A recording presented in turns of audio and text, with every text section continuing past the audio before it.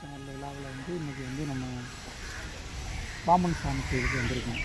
So இந்த கோயில் வந்து கிட்டத்தட்ட ஒரு 50-90 வருஷத்துக்கு மேலே ஆயிடுச்சு. இந்த கோயில் வந்து இந்த கோயிலில் வந்து பார்த்திங்கன்னா முருகனும் பாம்பன் சாமி ஒரு சித்தர், அது ஜீவ சமாதியான இடம். இந்த இடம் கிட்டத்தட்ட 1929 புதன்கிழமை காலையே 7:15க்கு இங்கே சமாதியானார்.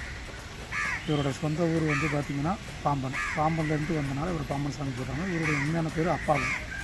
இங்கே வந்து இங்கே சுக உச்சி நிலைன்னு சொல்லுவாங்க, அதில் இறங்கி இங்கே இருந்துட்டார். இன்னொன்று இங்கே பார்த்திங்கன்னா மற்ற இங்கே இப்போ ரீசெண்டாக தான் வந்து இந்த கோயிலுக்கு வந்து கும்பாபிஷேகம் நடந்துச்சு. கும்பாபிஷேகம் நடந்ததில் மக்கள் அதிகமாக வந்து பார்க்க ஆரம்பிச்சிருக்காங்க. இப்போதைக்கு தற்போதைய நிலையில் முருகன் பக்தர் அதிகரிக்கிறதுனால எல்லோரும் வந்து இப்போ முருகன் வந்து பௌர்ணமி இங்கே அதிகமாக கூட்டம் அலைந்தது. மதியானம் 12 மணிலேருந்து 2 மணி வரைக்கும் கம்பல்சரி அன்னதானம் இங்கே நடந்துக்கிட்டு இருக்குது. மேக்ஸிமம் நீங்கள் மதியானம் வர்றவங்க நிச்சயமாக சாப்பிட்றதுக்கு வாய்ப்பு இருக்கும். நீங்கள் ட்ரை பண்ணி பார்க்கலாம். பௌர்ணமி ராமாயணம் செவ்வாய்க்கிழமை இதுக்குன்னு தனியாக ஒரு பக்தர்கள் வர்றாங்க. இப்போ மிக அதிகமாக இங்கே யாரும் தெரியறது கிடையாது. இப்போ இந்த கும்பாபிஷேகத்துக்கு அப்புறம் இந்த கோயில் வந்து பிரபலமாக இருக்குது.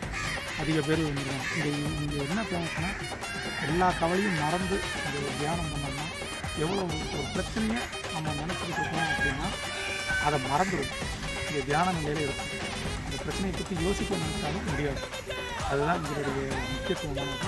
அனைவரும் வரலாம். சின்ன குழந்தை அதெல்லாம் வந்து ஐயாவை பார்த்துட்டு ஒரு தியானம் பண்ணிட்டு ஒரு மந்திரமோ அல்லது பாம்பன் சாமி கண்டகசதி சண்முகங்கிறது இப்போ அதிக பேர் வந்து படிக்கிறாங்க.